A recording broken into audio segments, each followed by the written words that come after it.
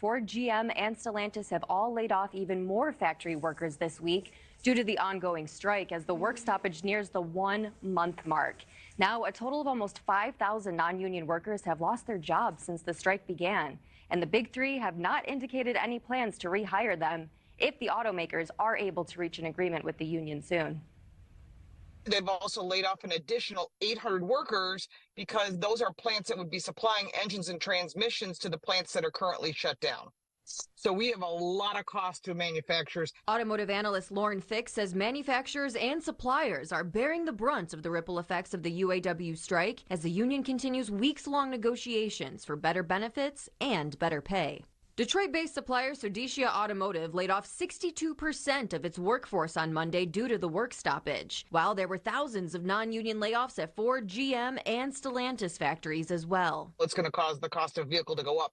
They say it won't, but we all know someone's going to be paying that price, and it's going to be the buyer. An additional 4,000 union workers at Mack Trucks also joined in on the picket lines this week after voting down a new contract agreement. With those workers added, the total number of UAW members has surpassed 30,000 across 22 states. However, progress has been made with the Big Three to meet the union's long list of demands. Fix says the UAW's push for a 32-hour work week is now off the table, but the plan to shift to building electric vehicles is a sticking point. Electric vehicles, if we were to go 100%, would be 40% less members or workers from the UAW. They would become more robotic. A lot of things would still be made overseas. But the UAW representative at Chicago's Ford plant, Michael Marzillo, says while tentative agreements with any of the Big Three are a good sign, union members are still on strike until the contracts are officially authorized, and some workers are already struggling financially from the work stoppage. Even if with the tentative agreement and the voting, you're still on strike until it passes. We haven't gotten our strike pay yet. That's not coming for a couple of weeks.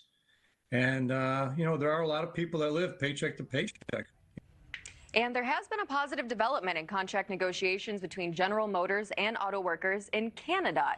GM reached an agreement with Unifor, which is the Canadian counterpart to the UAW, on Tuesday, securing pay raises and better benefits for workers. We will be keeping a close eye on the negotiations here in the States, hopefully taking a play out of our northern neighbors' playbook and ending the strike soon. Adrian and Marky. We certainly hope the strike is resolved and that those workers feel valued again.